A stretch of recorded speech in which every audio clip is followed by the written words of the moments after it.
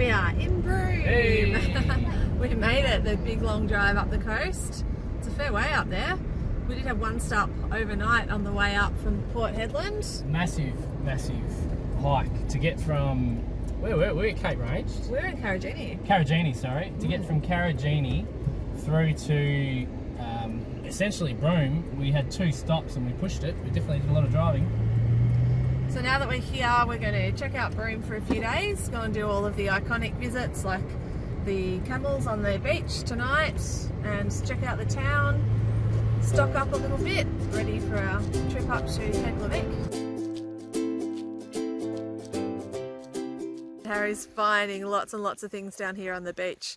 We're staying in town at the Discovery Park in Broome. We've got a waterfront site which is beautiful water down here. It's all rocky, it's not sandy, so it's not really a swimming beach at this point. You can see our vans up the back there, but there is a swimming beach just around and it's a short drive away to Cable Beach. Bit of fun there, Harry, to explore on the rocks, hey mate? There's a crab there.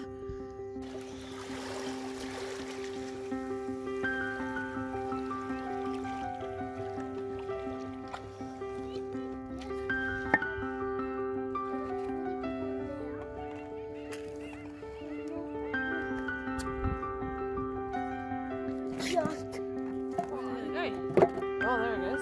Yep. To my foot. He wanted to hide at my foot. See him there? Oh yeah. He's camouflage. I normally just see He's very camouflage. Hey. Oh, he's gone. Oh, there's a sandwich in there.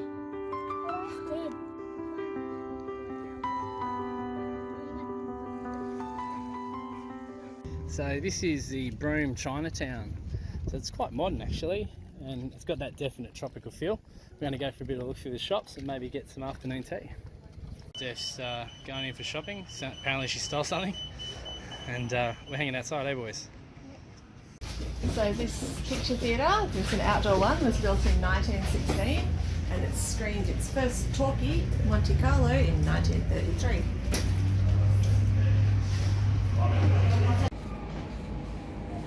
These are all the old projectors that have been used over time here at the picture theatre. Elle's found the most modern one over here.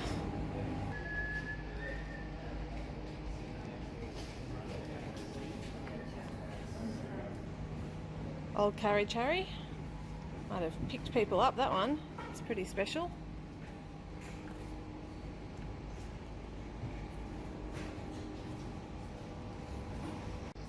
So this still operates each night, so it's got a lot of charm about it. Look at the rafters. So this is just showing the Japanese air raids. So back in 1942, not long after the start of World War II, Broome became the centre of the, I guess, the Pacific War when Japan raided Broome. So they came in and basically bombed what was a refuelling depot back then. So it's got an interesting history, Broome.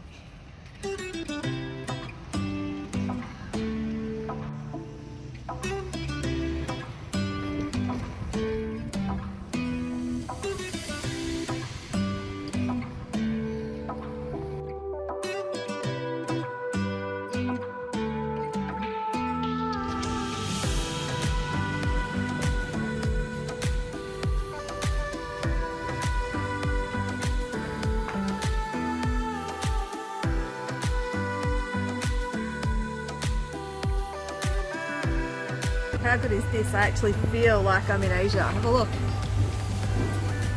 It's got an awesome vibe about it. Hey Jed.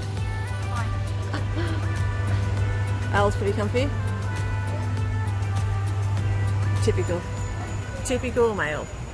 We heard that there's some dinosaur footprints here. So we're gonna go check them out. Megalosaurus Broomensis. Do you think it was named after Broome or was Broome named after it? So around here in Broome there's a lot of dinosaur footprints, and there's 6 different types of footprints you can find in the Broome area. You can see the different shapes here and each of the names of the dinosaurs. So Steph was just talking about the Megalosaurus Broomensis. That's the one that was obviously found here, and there's some other ones that are also found in other parts of the world. This is just the peninsula past the lighthouse. The boys were hopefully thinking that these were the dinosaur footprints. I pointed out that it's actually concrete that they're in, so I think it's pointing us in the direction to head down that way, hopefully to find the dinosaur footprints. So we've come at high tide.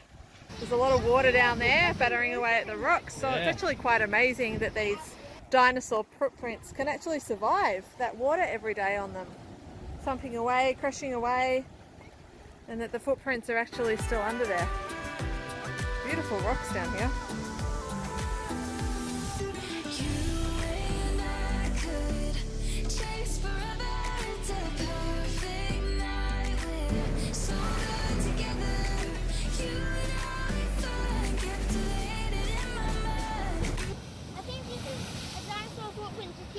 Could well be. It's similar to the shapes we saw. You can see the heel and the leaves going out.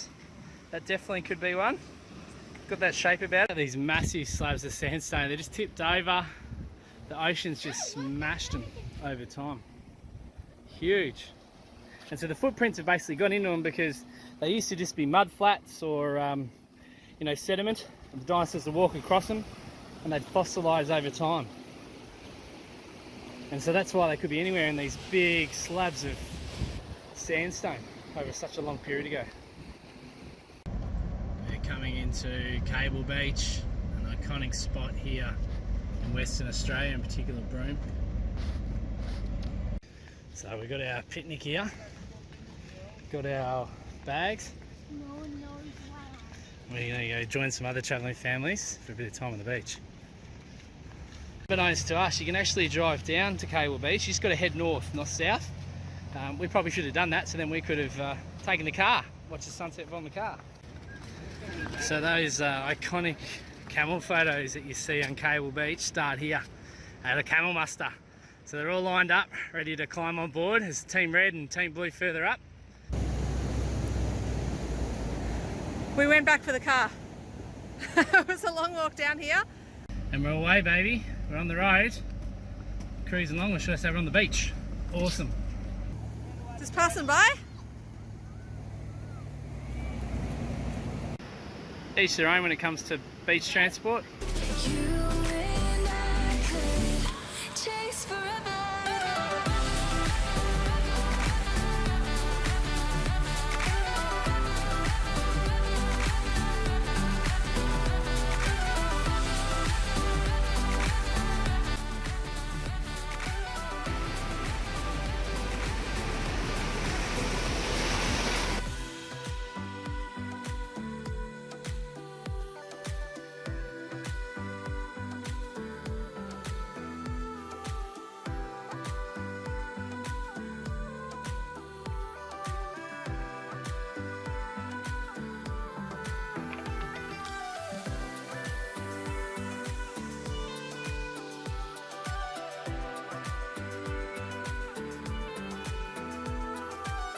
That was a lot of fun.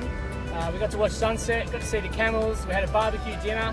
We used our little new barbecue that we've got to cook when we go out camping with the caravan. Did the job pretty quickly actually, didn't It was very, very good. And now we're going to work our way out of here and end up at the movies. I think we're going to the movies. Is that what we're doing? We're going to try to go to the movies, yeah. This is what we're facing, and that is the water just out there. Thanks, guys. Thank you. Live sport, live We made it, hey? great food and exciting We came to the times. cinema. All you need to know. So this is the cinema that we came to during the day today. It's the world's oldest operating garden cinema, so outdoor cinema. Pretty cool. We just had an aeroplane fly over us because the Broome airport is so close by. So now we're going to sit back, pretty comfy chairs actually, sort of sling style chairs, and enjoy the movie. We are leaving the van. We are off on some adventure. We're going up to Cape Leveque. We're not taking the van. We've put a box on top. We've got our tents, our sleeping bags, our pillows. We've got some lightweight mats, so it's not too heavy up there, but it's enough for us to be able to free camp. We're aiming for 5 days. We've taken a heap of gear out of here, put it in the caravan so we can store our food in here, so we're good to go. We're feeling nice and light now without the van. Left it behind. You can certainly take your van up into Cape Leveque and the Dampier Peninsula. We've got some friends at the moment who are up there with their vans, but we thought that we'd give our tent set up a little bit of a trial run. We've got some other plans around Australia just to take the tent, so we thought this was a good opportunity that we can head up that way and then come back via Broome to pick up the van. So we'll have a bit of freedom for a few days, bit of an adventure too for the guide. I'll tell you what, the van could have done this, but not having the van is so much better. Bit of a treat, isn't it? I'm not having to worry about anything. We've got the tyre pressures down to 30, which is absolutely handing this a plot, and we're able to cruise along this stretch of road, which is a couple hundred k's, without having to worry about what's happening with the caravan behind. So I am absolutely pumped with this, and we're going to do more of this as we start to travel around to some of the remote places, leave the van parked up and go and do some exploration by tent.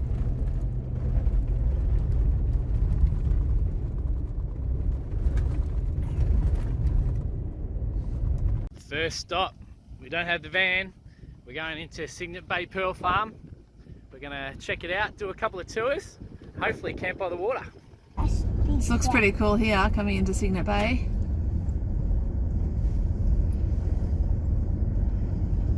Very tropical. It is very tropical, yeah. Boys have liked all the old relics and boats, and obviously something to do with pearls on the way in. Look at that one. Come on, boys, it's a big one. So Steph's on the phone right now because we've turned up here at the Cygnet Bay Pearl Farm and they're booked out. They're booked out. It is 10 sites and they're not available. just Can't 10. believe it. So there's 2 sites tomorrow. We're going to go find a place to put up the tents for a night and then come back tomorrow. But it's the first time that's happened this trip. We thought it'd be right in the middle of nowhere, but with 10 sites, it's pretty booked out.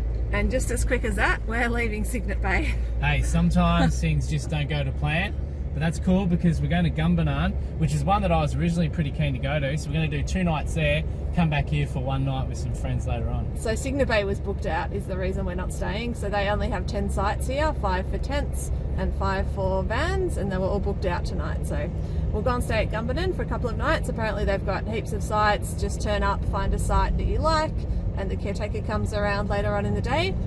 And then we'll have a couple of nights there. They've got seafront views as well. And then we'll come back to Cygnet Bay because it did look beautiful around that reception area. The pool and everything looked amazing. This is the campground here at Gumbanan. Looks pretty good. This is an arrival to the map. I'm checking out the map and find out where we can go. How is this for a campsite? We're just setting up now, overlooking the water, fire pit. We've got our tents, so we've got a couple of Austrail tents that we're going to be setting up. These are the Skygazer 4XV, and they're a 4-person tent. We've got 2 of them, one for the boys, one for us. How's that view? There's worse spots to be setting up tents.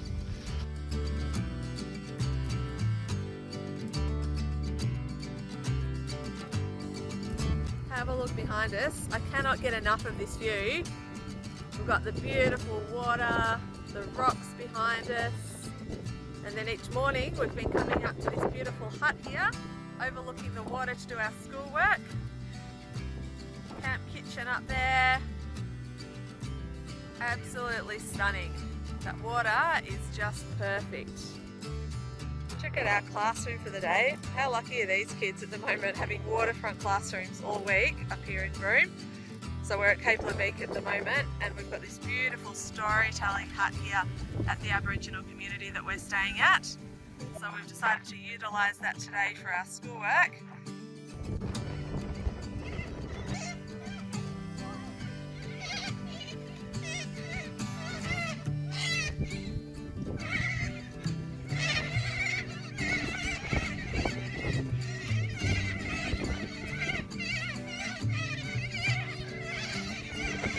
Harry and I have come down looking for mud crabs just in front of the Gumbanan campsite. How have we gone, Haz? Nothing. Why isn't there anything here? There's no mud, too many rocks. So we had to go. Harry's desperate to come down and try. We're going to go back and ask the camp host where we might be able to go for some mud crabbing. We don't want our fingers chopped off, do we, boys? We're just talking about mud crabs, how we don't want fingers chopped off. So we're down here at Squeaky Beach. We've got our hunter-gatherers over here.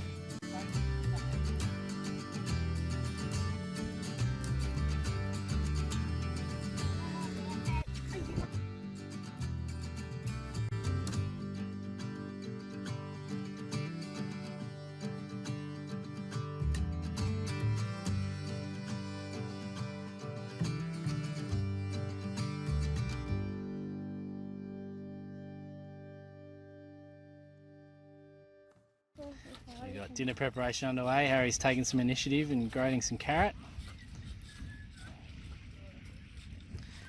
We're looking out over the waters. Tide's coming in. Had a great sunset. We've got the fire going. This is exactly what I had in mind when we were originally planning travelling around Australia. Have a look at that. Paradise.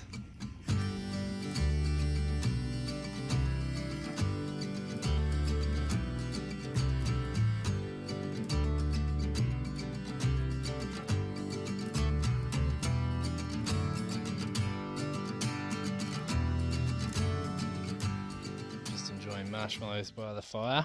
Steph's in there with one. Harry's a professional now. He's been able to have a few goes at the one marshmallow, aren't you, Harry? Cooks the skin, eats it, and goes again. And Jed has lost how many marshmallows to the dirt?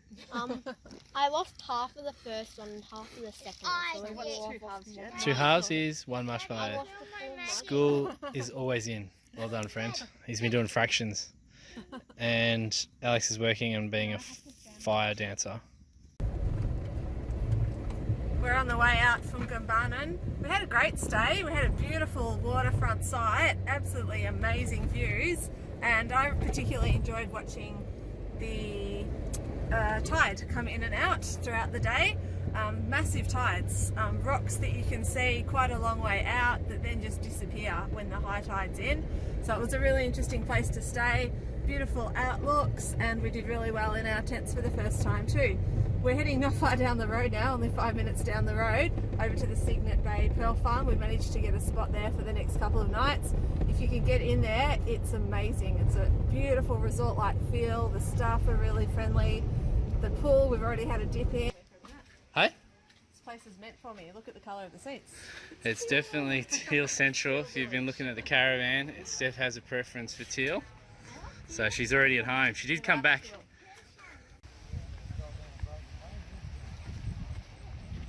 Within a quota that the Department of Fisheries stipulates. We also have to collect a certain age or size. So you generally can tell an oyster's age by their size. So we don't take anything smaller than this shell, which is about 2 years old. Now they are what they call hermaphroditic. So the oysters start as little spat on these rope columns, and then as they slowly grow over a 5-year period, they become big enough to harbour pearls. And once they do, these columns are placed down in the water, and for 2 years they grow, producing that pearl from the initial seeding. So it's quite a long industry. It takes a bit of time to be able to produce these pearls. Oysters for our tours here that we will harvest, and then in this tank we've actually got 6 months old juvenile oysters. So you can just make out one. It's $160 per kilo. Got a little sample here. It does taste like a scalp. Yeah. Scalpy. 7:30 and we're just going for a little wander, boys. Woken up to a beautiful morning this morning. How nice is it waking up in a tent, guys? Not these tents. I think these are group tents that you can come and hire with a group. We've come down the safari tent track here.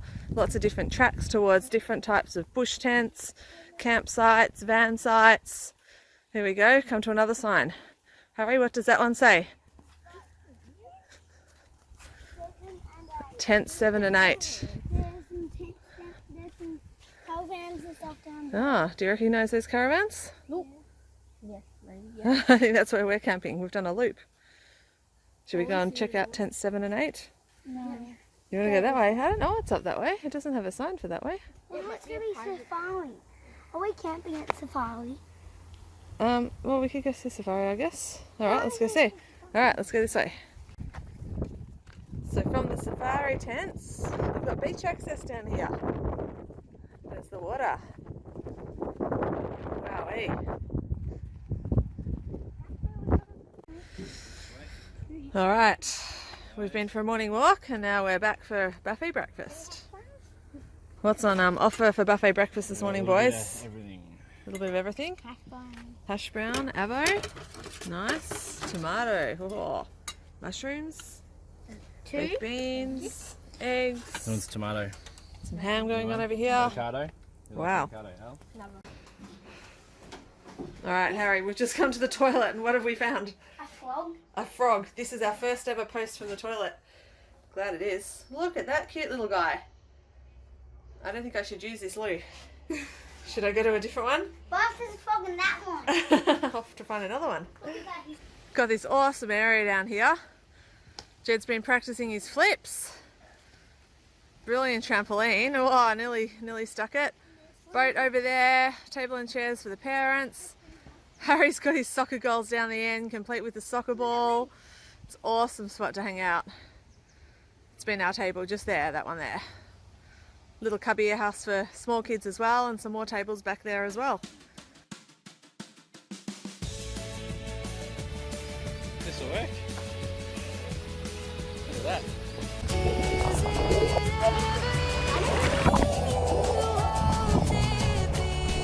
Set, go!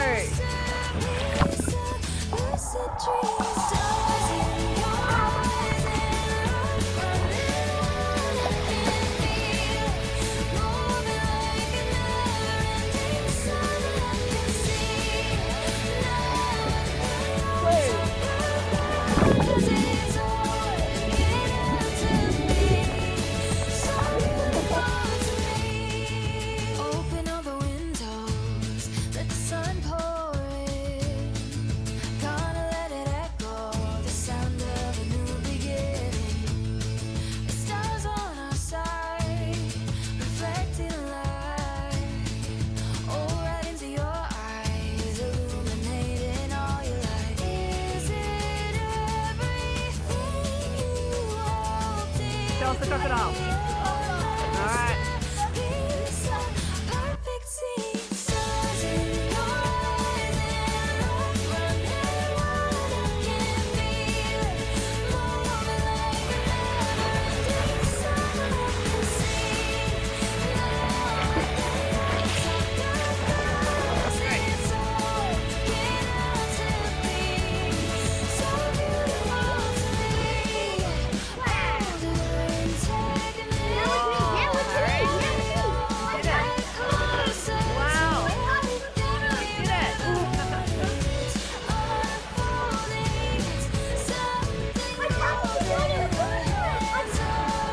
Good, El? How good is this here at the pool? I get a nice comfy deck chair, kids are playing in the pool, learning lots of new swimming skills. Harry's become an expert at touching the bottom. So awesome. We're heading back down from Cape Leveque now, and there's still a lot of burning off happening along here. At times you can see flames right next to the road there. This one's sort of just, oh there we go. This one's sort of smouldering for the most part. They burn off to clear the grass and clear out the bushland every now and then. So we have had an awesome 4 nights in the tents in Cape Leveque, and Cape Leveque itself has been just unreal, hasn't it? It's been awesome, particularly the last place that we just stayed at the Signet Bay Pearl Farm. It's top quality, yeah, I really liked it there. We decided that because we're enjoying Cape Leveque so much, and we've been umming and ahhing about the Gib River Road, we're just under pressure for time. So we've decided now what we're going to do is we're going to go back, get the van, and then spend a further 5 nights in Cape Leveque at a couple of different really cool free camps before then heading off and doing parts of the Gib but not the actual Gib itself. So down the bottom of the Cape Leveque area, the Dampier Peninsula, there's a lot of free camps sort of down that way. As you start to head up towards the top here, there's some Aboriginal communities, so most of those are open to tourists and guests. You do tend to pay an entry fee for most of them, and a lot of them have campsites and campgrounds such as Gumbanan that we stayed at for the first couple of nights while we were here. So there's a few different options, but well worth exploring all of the different areas too, because they're all unique and all different along here. We've picked up our van and restocked some groceries for the next week or so. Now we're here arriving in at Kwandong, so I'll turn it around and show you.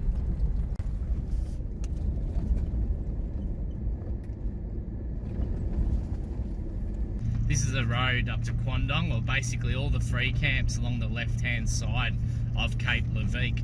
So you can see it's fairly corrugated. We've dropped all of our pressures down to 25 all the way around the car and the caravan, and we're coasting along pretty well. You could go a little bit lower if you wanted to, but it's really not that bad. We're averaging maybe 50 k's per hour driving along, which is pretty good motoring along.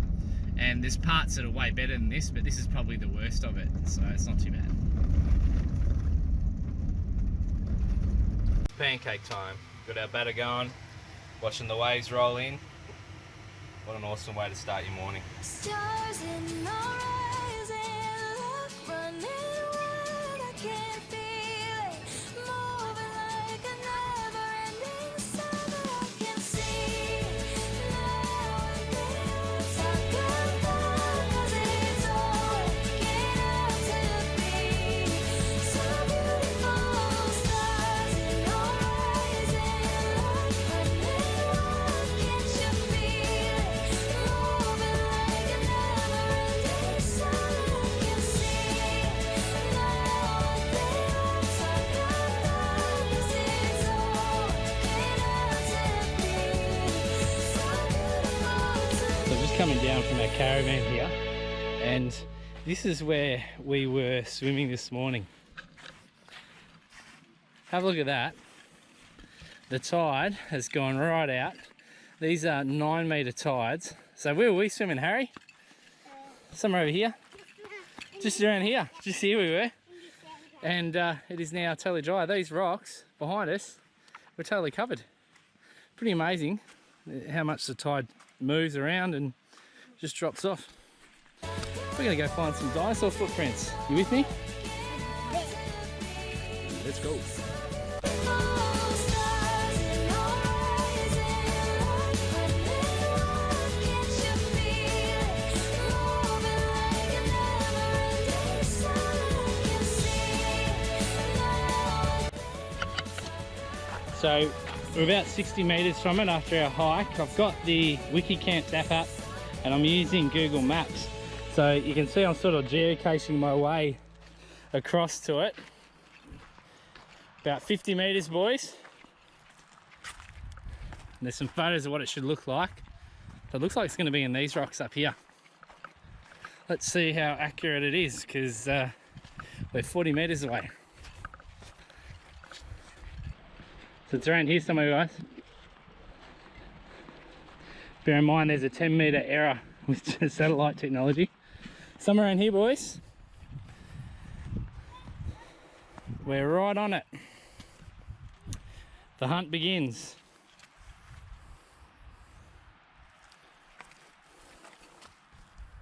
There's some fossils here. There's some like fern or feather fossils. So we're on the right track. These are There's heaps of definitely fossils, whether they're a bird or a fern. So we're on the right track, Haz. Yeah. Look at that. That's a dinosaur footprint. There he is there. Look at that. Compared to my hand, much bigger than my hand.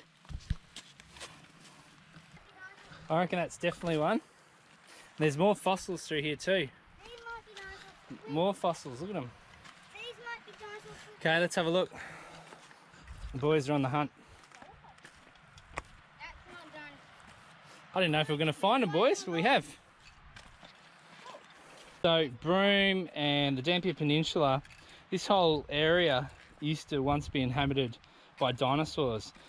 All the land masses were connected a long time ago, so they were just cruising along, checking out the landscapes and stomping in the muds. And this might have been some sort of a, I guess it would have been either lower or higher, and they would have stomped right through it, and now it's all fossilised for us to find today. It's pretty amazing.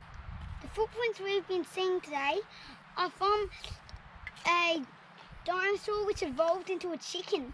That dinosaur was massive and had heaps and heaps and heaps of feathers on it, and it was extremely fast. So you reckon the feathers we saw on the footprints looks like a chicken and feathers? Yeah, it was like big, enormous wings. Awesome. There you go, schooling on the road. Don't have to be in front of the books. The kids are discussing dinosaurs, what kind of dinosaur it was, what it's evolved to today. We're down here having a fish off the rocks in front of the caravan. You can see the caravan in the background there. And we've all got our lines out into this water. The tide's going out, 9 metre tides here, so it goes out pretty fast. Hopefully we can catch some fish. Other people catching fish last couple of days. There's some big stuff around. Just got to see if we can snag it. Enough lines in. Down on the beach, first beach fire. Jed's just adjusting it for us. Push it over the other way, mate. Just really lightly. It's the benefits of 9 metre tides and having your caravan that close behind you. Beach fires.